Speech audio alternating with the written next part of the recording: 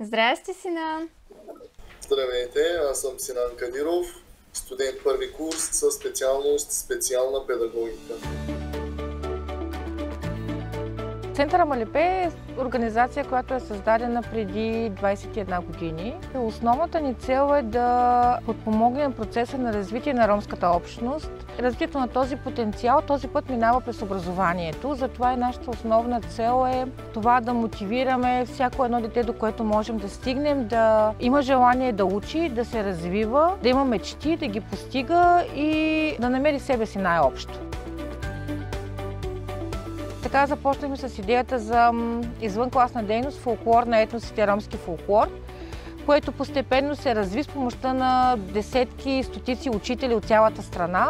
Това е смисъла. Деца от различните етноси заедно да се запознават с ромската култура, да търсят паралела с българската, с турската и да откриват общите ценности. Няма много време да ви отнема. Както знаете, този разговор го провеждаме, защото кандидатствахте за фонд "Искам да уча", чрез който ще подкрепяме студенти в тяхното висше образование.